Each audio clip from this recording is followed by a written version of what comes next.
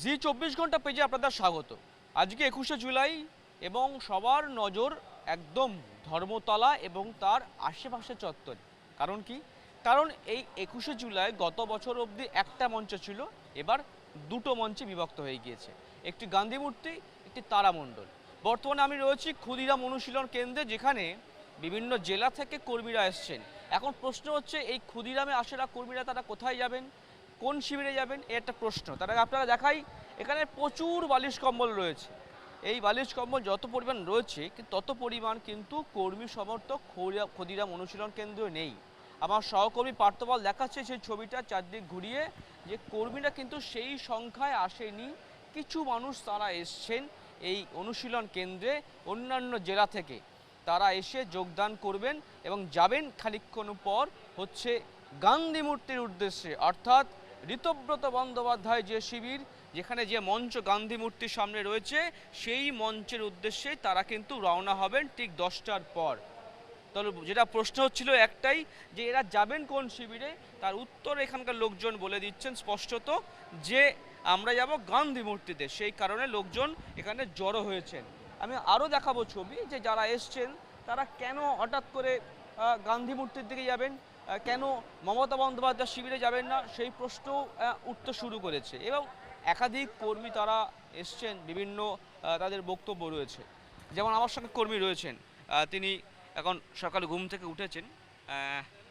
প্রশ্ন হচ্ছে একটাই, গত বছর পর্যন্ত মঞ্চ তো একটাই ছিল, 21শে জুলাই মানে মমতা বন্দ্যোপাধ্যায় বার্তা শুনতে আসবেন, সবাই বার্তা দেবে। এবার তো দুটো মঞ্চ হয়ে গেছে। আপনারা যাচ্ছেন ঋতব্রত বন্দ্যোপাধ্যায়ের শিবিরে, কিন্তু কেন ঋতব্রত বন্দ্যোপাধ্যায়, কেন মমতা বন্দ্যোপাধ্যায় নয়? দেখুন, আমরা তো নিচুতলায় দলটা করি। বর্তমানে মমতা বন্দ্যোপাধ্যায়ের 1% নেতা বা কর্মী নেই। তাহলে আমাদেরকে তো সংগ্রাম করতে হবে, বিজেপিটাকে তো তাড়াতে হবে। তার জন্য তো আমাদেরকে সংখ্যাবদ্ধভাবে থাকতে হবে। তাই 99% নেতা কর্মী যেখানে, আমরা সেখানেই আছি। মমতা বন্দ্যোপাধ্যায় তো সেই অভিষেকের গণ্ডি বেড়ে আসতে পারছেন না। ওনাকে তো বারবার আমাদের নেতা নেত্রীরা অফার দিচ্ছেন যে আপনি অভিষেককে ছাড়িয়ে আসুন। কারণ অভিষেকের যে দৌরত্ব, সেটা তো আমরা সব দেখেছি। উনি মানুষের সঙ্গে যোগাযোগ করেন, নেতাদের সঙ্গে পাত্তা দেননি, এবং আইপ্যাকের নাম করে আমাদেরকে একদম প্রহসন করা হয়েছে। আইপ্যাকদের যে অত্যাচার, প্রতিনিয়ত নতুন নতুন আমাদেরকে চাপ দিয়েছে বিভিন্ন কর্মক্ষেত্রে, কিন্তু আমরা যে আবদার করেছি বা কিছু বলেছি, সেটা আমরা কোনোদিনই রেজাল্ট তার পাইনি। একটা প্রশ্ন, এতদিন মমতা বন্দ্যোপাধ্যায় বলতেন যে আমি একমাত্র মানুষ যাকে দেখে মানুষ ভোট দেয়। মমতা বন্দ্যোপাধ্যায়ের মুখ এবং আন্দোলন কি ম্লান হয়ে গেছে, যে কারণে আপনারা মমতা বন্দ্যোপাধ্যায় বিশ্বাস করতে রাখতে পারছেন না? না, আন্দোলনটা ম্লান হয়নি তো। আন্দোলন যদি ম্লানই হতো, তাহলে এতগুলো লোক মানুষ কেন দলের ডাকে ছুটে এসছে? দলটা যার হাতে থাকবে, আমরা তো সেই দলটা করব। কারণ বিজেপিকে তাড়ানোর জন্য তো কাউকে এগিয়ে আসতে হবে। সেই তৃণমূলটাই ছাড়া তো মানে মমতা সেই জোর নেই, অভিষেক বন্দ্যোপাধ্যায় সেই জোর নেই যে বিজেপি তাড়াতে পারে। না না না, সেই নেতা কর্মী না থাকলে উনি কি করবেন? ঢাল তরল না থাকলে তো যুদ্ধ করা যায় না। ও কি নিয়ে যুদ্ধ করবে?